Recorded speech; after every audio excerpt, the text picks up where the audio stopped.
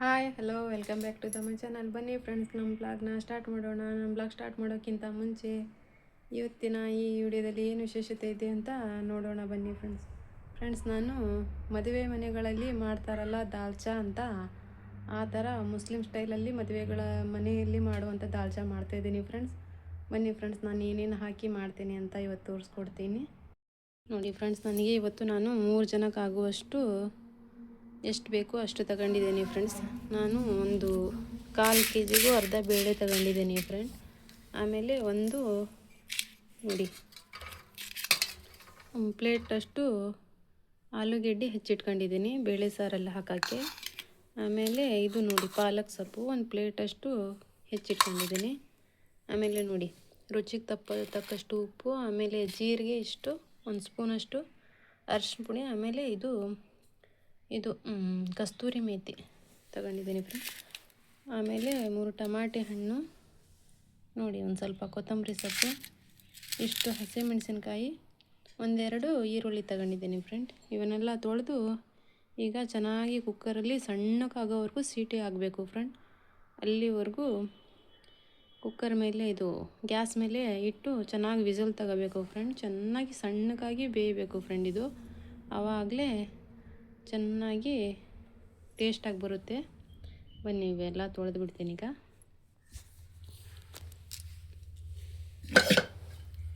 ನೋಡಿ ಸಾಕು ನಮಗೆ ಇದು ಕುಕ್ಕರಲ್ಲಿ ಎಲ್ಲ ಬೇಯಿಸ್ಕೊಂಡ್ರೆ. ಮೊದಲಿಗೆ ಸೊಪ್ಪನ್ನೆಲ್ಲ ತೊಳ್ಕೊಬಿಡ್ತೀನಿ ಈಗ. ಫಸ್ಟು ನಾನು ಫ್ರಿಜ್ಜಲ್ಲಿ ಇಡ್ತೇನಲ್ಲ ಎಲ್ಲ ಕ್ಲೀನ್ ಮಾಡಿ ಇಡ್ತೀನಿ ಫ್ರೆಂಡ್. ಇನ್ನೊಂದು ಸತಿ ತೊಳ್ಕೋಬೇಕು, ಯಾಕಂದರೆ ಸ್ವಲ್ಪ ಫ್ರಿಜ್ಜಿನ ಅಂಶ ನೀರಿನ ಅಂಶ ಎಲ್ಲ ಇಳಿದಿರುತ್ತಲ್ಲ, ಏನಾಗಲ್ಲ ಇನ್ನೊಂದು ಸತಿ ತೊಳ್ಕೊಂಡ್ರೆ.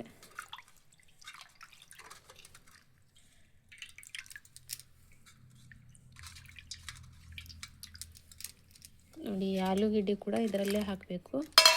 ಇದು ಹಾಕಿದರೆ ಇದರಲ್ಲಿ ಇನ್ನೂ ಟೇಸ್ಟ್ ಬರುತ್ತೆ ಫ್ರೆಂಡ್. ಅದಕ್ಕಾಗಿ ನಾನು ಆಲೂಗೆಡ್ಡೆ ಹಾಕೋದು ಇದರಲ್ಲೇ ಹಾಕಬೇಕು. ಅದು ಕೂಡ ಈ ಕುಕ್ಕರಲ್ಲೇ ಬೇಯಿಸ್ತಾರಲ್ಲ ಅದರಲ್ಲೇ ಹಾಕೋಬೇಕು ಫ್ರೆಂಡ್. ಆವಾಗಲೇ ದಪ್ಪವಾಗಿ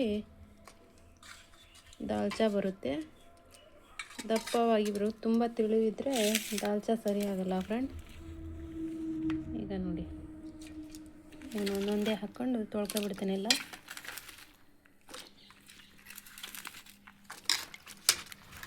ಎಲ್ಲ ಚೆನ್ನಾಗಿ. ಇವನ್ನೆಲ್ಲ ಹಾಕಿ ಕುಕ್ಕರಲ್ಲಿ ಚೆನ್ನಾಗಿ ವಿಸಲ್ ತಗೋಬೇಕು ಫ್ರೆಂಡ್. ಆವಾಗಲೇ ಸಣ್ಣಕ್ಕಾಗಿ ಬರ್ತೈತಿ, ಆವಾಗಲೇ ತುಂಬ ಟೇಸ್ಟ್ ಕೊಡೋದು ಫ್ರೆಂಡ್. ಇದು ಎಲ್ಲ ಚೆನ್ನಾಗಿ ಬೇದು ಅದೆಲ್ಲ ಒಡಿಬೇಕು ನೋಡಿ ಫ್ರೆಂಡ್. ಅದರದ್ದೆಲ್ಲ ರುಚಿ ಬರಬೇಕು.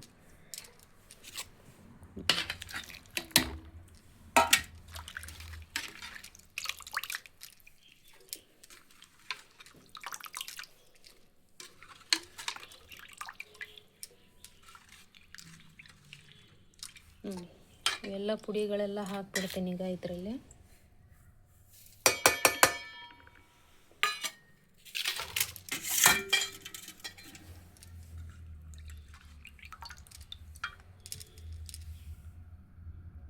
ನೋಡಿ ಈಗ ಬೇಳೆ ತೊಳ್ಕೊಂಡೆ ಇದರಲ್ಲಿ ಹಾಕಿ ಈಗ ಸ್ವಲ್ಪ ಕರಿಬೇವು ಬೆಳ್ಳುಳ್ಳಿ ಹಾಕೋಬಿಡ್ತೇನೆ ಇದರಲ್ಲಿ.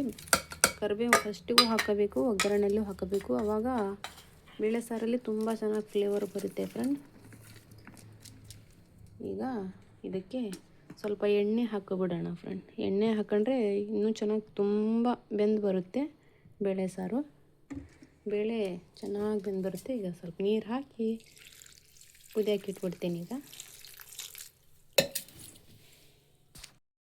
ಈಗ ಗ್ಯಾಸಲ್ಲಿ ಇಟ್ಟೆ ಕುಕ್ಕರು. ಚೆನ್ನಾಗಿ ಒಂದು 5-6 ಸೀಟಿ ಹೊಡೆದು ಚೆನ್ನಾಗಿ ಬೆಂದು ಬರಬೇಕು. ಆ ಥರ ಸೀಟಿ ಹೊಡೆಸ್ಕೊಳ್ತೀನಿ ಫ್ರೆಂಡ್ ಈಗ. ಹಾಗೆ ಫ್ರೆಂಡ್ಸ್, ಇದು ಆ ಬೇಳೆ ಸಾರಿಗೆ ಒಗ್ಗರಣೆ ಕೊಡೋಕ್ಕಾಗಿ ನೋಡಿರಿ ಫ್ರೆಂಡ್ಸ್, ಇಷ್ಟು ಸಾಮಗ್ರಿಗಳು ತಗೊಂಡಿದ್ದೀನಿ. ಒಂದು ಅರ್ಧ ಈರುಳ್ಳಿ ಸಣ್ಣಕ್ಕೆ ಹೆಚ್ಕೊಂಡಿದ್ದೀನಿ, ಒಂದು ಸ್ವಲ್ಪ ಜೀರಿಗೆ, ಒಂದು ಸ್ವಲ್ಪ ದಪ್ಪ ಸಾಸಿವೆ ಕಾಳು, ನೋಡಿರಿ ಕರಿಬೇವು, ಇದು ಒಣ ಕೊಬ್ಬರಿ ತುರಿ ನೋಡಿ. ಇಷ್ಟು ಒಗ್ಗರಣೆಗೆ ಹಾಕಿ ಒಗ್ಗರಣೆ ಕೊಡ್ತೀನಿ ಫ್ರೆಂಡ್. ತುಂಬ ಟೇಸ್ಟ್ ಕೊಡುತ್ತೆ ಈ ಥರ ಒಗ್ಗರಣೆ ಕೊಟ್ಟರೆ. ಬೇಕಿದ್ದರೆ ಹಸಿ ಕೊಬ್ಬರಿ ತುರ್ಕೊಂಡು ಆ ಬೇಳೆ ಸೇರಿನ ಮೇಲೂ ಕೂಡ ಉದುರಿಸ್ಬೋದು, ಚೆನ್ನಾಗಾಗುತ್ತೆ. ಈ ಥರ ನಾನು ಬಳಸ್ತೇನೆ ನೋಡಿ ಫ್ರೆಂಡ್ಸ್, ಸಾಮಾನುಗಳು ಈ ಥರ ನೋಡಿ ಫ್ರೆಂಡ್ ಎಷ್ಟು ಚೆನ್ನಾಗಿ ಬೆಂದಿದೆ ಅಂತ ನೋಡಿ, ಎಷ್ಟು ಸಣ್ಣಗಾಗಿ ಬೆಂದಿದೆ. ಈಗ ಇದನ್ನು ಸಣ್ಣಕ್ಕೆ ಮಾಡ್ತೇನೆ ನೋಡಿ. ಈಗ ಕೈಯಿಂದನೇ ಸಣ್ಣಕ್ಕೆ ಮಾಡ್ತೀನಿ, ಇದು ಜಾರಲ್ಲ, ಅರಿಯಲ್ಲ. ಈಗ ನೋಡಿ ಫ್ರೆಂಡ್, ಎಲ್ಲ ಚೆನ್ನಾಗಿ ಈ ಬೇಳೆನ ಈ ಪಾತ್ರೆಯಲ್ಲಿ ತಗೊಳ್ತೇನೆ ನೋಡಿ. ಎಷ್ಟು ಚೆನ್ನಾಗಿ ಸ್ಮೆಲ್ ಬರ್ತಾ ಇದೆ ಅಂದರೆ ಫ್ರೆಂಡ್, ತುಂಬ ಚೆನ್ನಾಗಿ ಸ್ಮೆಲ್ ಬರ್ತಾ ಇದೆ ನೋಡಿ. ಆಲೂಗೆಡ್ಡೆ ಕೂಡ ತುಂಬ ಚೆನ್ನಾಗಿ ಪೀಸ್ ಇದಾವಲ್ಲ, ಹಾಕಿದ್ನಲ್ಲ ಆಲೂಗೆಡ್ಡೆವು ಸಣ್ಣಕ್ಕಾಗಿ, ಅವು ಕೂಡ ತುಂಬ ಚೆನ್ನಾಗಿ ಬೆಂದು ಬಂದಿದ್ದಾವೆ ಫ್ರೆಂಡ್ ನೋಡಿ. ಎಲ್ಲ ತೆಗೆದು ಬಿಡ್ತೀನಿ ಈ ಸೈಡಿಗೆ ನೋಡಿ. ನಮ್ಮ ಮಿನ್ನು ಕೂಡ ನೋಡಿ ತಯಾರಾಗಿ ಕುಂತಿದ್ದಾನೆ. ಏನು ಬೇಕು ಮಿನ್ನು? ಈಗ ನೋಡಿ ಹಾಲು ಕುಡಿಯೋಕೆ ಕುಂತಿದ್ದಾನೆ. ಹಾಲು ಕೊಟ್ಬಿಟ್ಲೆ ಒಂದು ಬಟ್ಲೆದಲ್ಲಿ ಹಾಕಿಟ್ರೆ ಈಗ ಕುಡಿದು ಹೋಗ್ಬಿಡ್ತಾನೆ ಸವಾರಿಗೆ. ಮಿನ್ನು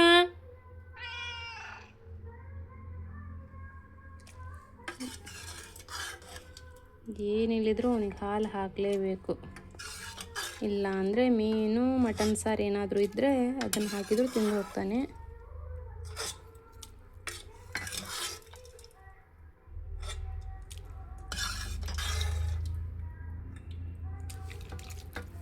ನೋಡಿ ಎಷ್ಟು ಚೆನ್ನಾಗಿ ಸಣ್ಣಗಾಗಿ ಬಂದಿದೆ ಫ್ರೆಂಡ್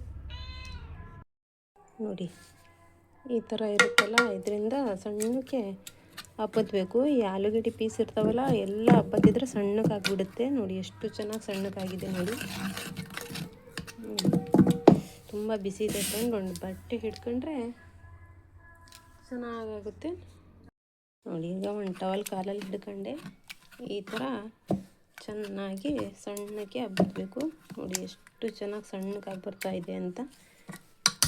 ಇದ್ರ ಕೆಲಸ ಮುಗೀತು. ಈಗ ಇದಿದೆ ಅಲ್ಲ ಫ್ರೆಂಡ್, ಇದು ಮುದ್ದೆ ಮಾಡೋದು, ಇದು ಹೆಸರು ಬರ್ತಾ ಇಲ್ಲ ನಂದು. ನನಗೆ ಇದಕ್ಕೇನೋ ಅಂತಾರಪ್ಪ, ಹೆಸರು ಬರ್ತಾ ಇಲ್ಲ. ಇದರಿಂದ ಚೆನ್ನಾಗಿ ತಿರ್ಸ್ಬೇಕು ನೋಡಿ ಫ್ರೆಂಡ್.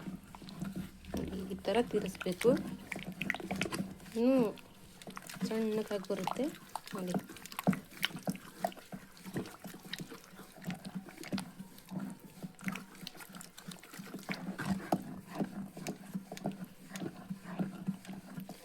ನೋಡಿ ಎಷ್ಟು ಚೆನ್ನಾಗಿ ಬರ್ತಾ ಇದೆ. ಸೊಪ್ಪು ಏನೇನು ಹಾಕಿದ್ವಲ್ಲ ಎಲ್ಲ ಸಣ್ಣಕ್ಕಾಗ್ಬಿಡ್ತು ನೋಡಿ ಫ್ರೆಂಡ್ ನೋಡಿ. ಹಾಕೋದೇ ಬೇಡ ಜಾರಲ್ಲಿ, ಎಷ್ಟು ಸಣ್ಣಕ್ಕಾಯ್ತು ನೋಡಿ.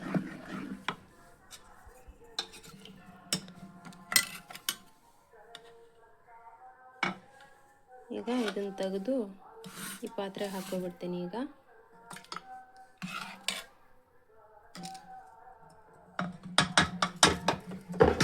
ನೋಡಿ ಇದರಲ್ಲೇ ಸಾರು ಮಾಡಿಬಿಡ್ತೀನಿ. ಈಗ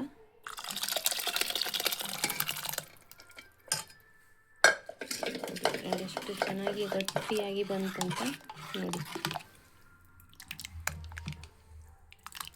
ಇದರಲ್ಲಿ ಏನಾದರೂ ನುಗ್ಗೆಕಾಯಿ ಇದ್ಬಿಟ್ರೆ ಇನ್ನೂ ತುಂಬ ಚೆನ್ನಾಗಾಗುತ್ತೆ ಫ್ರೆಂಡ್.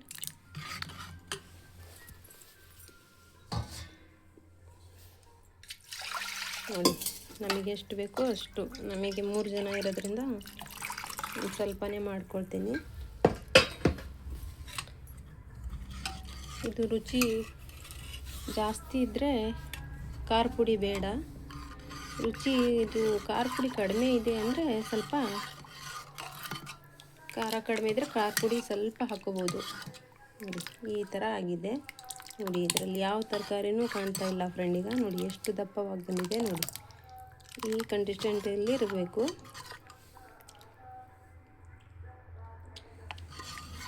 ಈಗ ಒಂದು ಸ್ವಲ್ಪ ಇದಕ್ಕೆ ಸಾಂಬಾರು ಪುಡಿನೂ ಸ್ವಲ್ಪ ಉಪ್ಪು ಹಾಕಿ ಕಲಿಸ್ಕೊಬಿಟ್ರೆ ಆಯಿತು ನೋಡಿ ಫ್ರೆಂಡ್. ಸಾರು ರೆಡಿ ಆಯಿತು ನಮ್ಮದು ನೋಡಿ. ಈಗ 1-2 ಸ್ಪೂನಷ್ಟು ಸಾಂಬಾರು ಪುಡಿ ಹಾಕ್ಕೊಳ್ತೀನಿ ನೋಡಿ, ಸಾಕು. ಸ್ವಲ್ಪ ಉಪ್ಪು ಹಾಕ್ಕೊಳ್ತೀನಿ. ಈಗ ಉಪ್ಪು ಕಡಿಮೆ ಇದೆ. ನಮಗಂತೂ ಖಾರ ಪುಡಿ ಬೇಡ ಫ್ರೆಂಡ್, ಯಾಕಂದರೆ ಸ್ವಲ್ಪ ಖಾರ ಇದೆ, ಹಸಿಮೆಣಸಿನ್ಕಾಯಿ ಸಪ್ಪೆ ಇದ್ದರೆ ಮಾತ್ರ ಹಸಿಮೆಣಸಿನ್ಕಾಯಿ ಹಾಕ್ಕೋಬೋದು.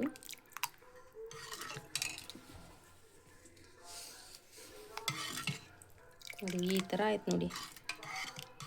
ಇದು ಮದುವೆ ಮನೆ ಎಲ್ಲಿ ಮಾಡುವಂಥ ದಾಲ್ಚಾ ನೋಡಿ ಫ್ರೆಂಡ್, ನಮ್ಮದಿದು ಈ ಥರ ಇರುತ್ತೆ. ಇದಕ್ಕೆ ಇನ್ನೂ ಮೆಂತ್ಯ ಸೊಪ್ಪು ಕೂಡ ಹಾಕ್ಕೋಬೋದು ನಾವು.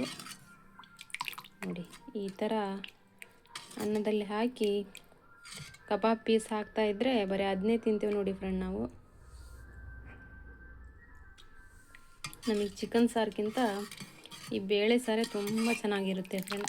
ಮದುವೆ ಮನೆಯಲ್ಲಿ ನಾವು ಹೆಚ್ಚಾಗಿ ಬೇಳೆ ಸಾರೇ ಹಾಕ್ಸ್ಕೊಳ್ಳೋದು. ನೋಡಿ ಇಷ್ಟು ಚೆನ್ನಾಗಿ ಬಂದಿದೆ ನೋಡಿ ಬೇಳೆ ಸಾರು. ನೋಡಿ ಫ್ರೆಂಡ್, ನೋಡ್ತಾ ಇರ್ಬೋದು ನೋಡಿ ಫ್ರೆಂಡ್. ನೋಡಿ ಈ ಥರ ಇದೆ ನೋಡಿ.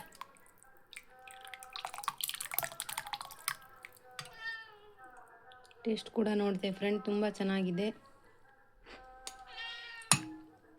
ಸೂಪರ್ ಆಗಿದೆ ಫ್ರೆಂಡ್. ಬೇಳೆ ಸಾರು ಮಾತ್ರ ಮದುವೆ ಮನೆ ದಾಲ್ಚಾ ನಮ್ಗೆ ತುಂಬ ಚೆನ್ನಾಗಿದೆ ಫ್ರೆಂಡ್. ನೀವು ಬೇಕಿದ್ರೆ ಮಾಡ್ಕೊಂಡು ತಿನ್ನಿ. ಹೇಗಿದೆ ನಾ ಮಾಡಿದ್ದು ಅಂತ ಕಮೆಂಟ್ಸಲ್ಲಿ ತಿಳಿಸಿ ಫ್ರೆಂಡ್. ನೀವು ಕೂಡ ಒಂದು ಸತಿ ಟ್ರೈ ಮಾಡಿ ಹೇಗಿದೆ ಈ ರೀತಿ ಮಾಡಿ ಟ್ರೈ ಮಾಡಿ. ಚೆನ್ನಾಗಿದ್ದರೆ ನನಗೆ ಕಮೆಂಟ್ಸಲ್ಲಿ ತಿಳಿಸಿ ಫ್ರೆಂಡ್. ನಾ ಮಾಡಿದ ರೀತಿ ಹೇಗಿದೆ ಅಂತ ಖಂಡಿತವಾಗ್ಲೂ ತಿಳಿಸಿ ಫ್ರೆಂಡ್. ತುಂಬ ಚೆನ್ನಾಗಿದೆ, ತುಂಬ ಚೆನ್ನಾಗಿ ಬಂದಿದೆ. ಇದಕ್ಕೆ ಚೆನ್ನಾಗಿ ಒಗ್ಗರಣೆ ಕೊಡೋಣ ಫ್ರೆಂಡ್. ಈಗ ನೋಡಿ ಫ್ರೆಂಡ್, ಈಗ ಒಗ್ಗರಣೆ ಕೊಡ್ತೀನಿ ಫ್ರೆಂಡ್. ಈಗ ದಾಲ್ಚಕ್ಕೆ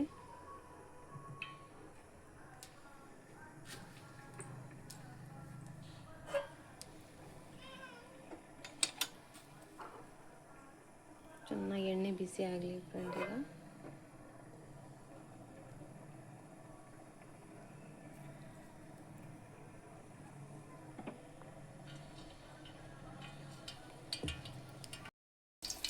ನೋಡಿ ಚೆನ್ನಾಗಿ ಈರುಳ್ಳಿ ಫ್ರೈ ಮಾಡ್ಕೊಬಿಡ್ತೀನಿ. ಫಸ್ಟು ಈರುಳ್ಳಿನೇ ಫ್ರೈ ಆಗಬೇಕಲ್ಲ ಫ್ರೆಂಡ್, ಕಪ್ಪದಾಗಿ. ಆಮೇಲೆ ಉಳ್ಕಿದ್ದೆಲ್ಲ ಹಾಕ್ಕೊಳ್ತೀನಿ. ನೋಡಿ ಇಲ್ಲಿ ಬೇಳೆ ಸಾರು ಕುದೀತಾ ಇದೆ.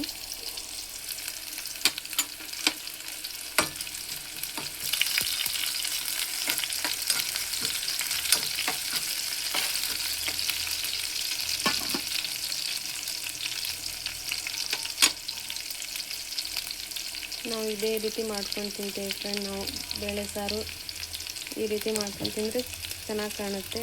ಹಾಗೆ ಮಿಕ್ಸಿಯಲ್ಲಿ ಅರೆದುಬಿಟ್ಟರೆ ಸರಿ ಆಗಲ್ಲ ಫ್ರೆಂಡ್. ಒಂಥರ ಎಲ್ಲ ಮಸಾಲೆ ಹೋಗ್ಬಿಡುತ್ತೆ.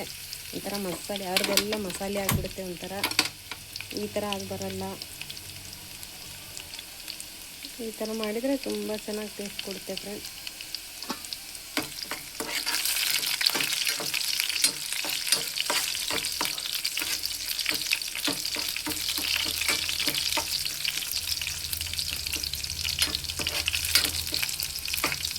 ನೋಡಿ ಈಗ ಕರಿಬೇವು ಹಾಕ್ಬಿಡ್ತೀನಿ. ಈಗ ಚಟಪಟ ಚಟಪಟ ಅನ್ನುತ್ತೆ ನೋಡಿ. ನನಗೆ ಏನಿದ್ರು ಬೆಂದು ಹೋಗ್ಬಿಡುತ್ತೆ ನೋಡಿ. ಈಗ ಸಾಸಿವೆ ಜೀರಿಗೆ ಹಾಕ್ಬಿಡೋಣ.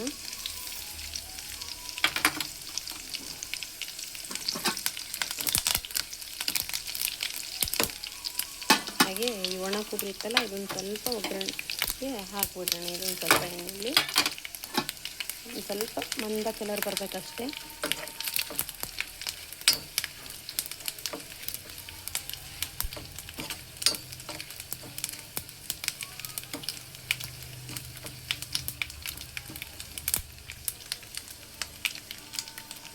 ಈಗ ಆಫ್ ಮಾಡಿಬಿಡ್ತೀನಿ. ಸ್ವಲ್ಪ ತಣ್ಣಗಾಗೋವರೆಗೂ ಕೊಬ್ಬರಿ ಕೂಡ ಮಂದ ಕಲರ್ ಬರುತ್ತೆ ನೋಡಿ. ಈ ಥರ ಬರಬೇಕು, ಆವಾಗಲೇ ಅದರಲ್ಲಿ ಎದ್ದು ಕಾಣೋದು.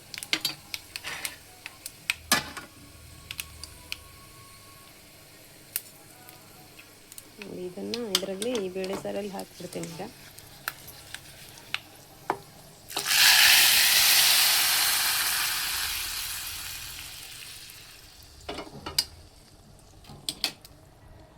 ನೋಡಿ ಫ್ರೆಂಡ್, ನಮ್ಮ ಬೇಳೆ ಸಾರು ಯಾವ ಥರ ಕಾಣ್ತಾ ಇದೆ ಅಂತ.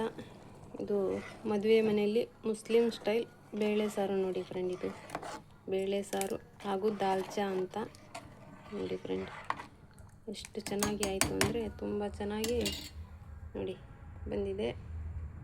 ಈ ಥರ ಆಗುತ್ತೆ ನೋಡಿ ಫ್ರೆಂಡ್. ಮದುವೆ ಮನೆ ದಾಲ್ ಚಾ ರೆಡಿ ಆಯಿತು. ಮುಸ್ಲಿಂ ಸ್ಟೈಲಿನ ದಾಲ್ ಚಾ ಫ್ರೆಂಡ್ಸ್. ಈ ರೀತಿಯೂ ನೀವು ಮಾಡ್ಕೊಂಡು ಮನೇಲಿ ಊಟ ಮಾಡಿ ಹೇಗಿದೆ ಅಂತ ನನಗೆ ಕಮೆಂಟ್ಸಲ್ಲಿ ತಿಳಿಸಿ ಫ್ರೆಂಡ್. ಈ ದಾಲ್ ಚಾಗೆ ಚಿಕನ್ ಕಬಾಬ್ ಅಂತೂ ತುಂಬ ಟೇಸ್ಟ್ ಕೊಡುತ್ತೆ ಫ್ರೆಂಡ್. ಹಾಗೂ ಹಪ್ಪಳ ಆಗಲಿ, ಮಜ್ಜಿಗೆ ಮೆಣಸಿನ್ಕಾಯಿ ಆಗಲಿ, ಇದಕ್ಕೆ ತುಂಬ ಚೆನ್ನಾಗಿ ಕಾಂಬಿನೇಷನ್ ಆಗುತ್ತೆ. ನೀವು ಕೂಡ ಮಾಡ್ಕೊಂಡು ತಿನ್ನಿ. ಇನ್ನು ಹೇಗೆ ಮಾಡಿದೆ ಅಂತ ನನಗೆ ಕಮೆಂಟ್ಸಲ್ಲಿ ಚೆನ್ನಾಗಿದೆಯೋ ಇಲ್ಲ ಅಂತ ತಿಳಿಸಿ ಫ್ರೆಂಡ್. ಯಾರೆಲ್ಲ ಹೊಸದಾಗಿ ನೋಡ್ತಾ ಇದ್ದೀರಿ ಸಬ್ಸ್ಕ್ರೈಬ್ ಮಾಡ್ಕೊಳ್ಳಿ, ಹಾಗೂ ಬೇರೆಯವ್ರಿಗೂ ಶೇರ್ ಮಾಡಿ ಫ್ರೆಂಡ್. ಲೈಕ್ ಮಾಡಿ ಹಾಗೂ ನಮಗೆ ಸಪೋರ್ಟ್ ಮಾಡಿ.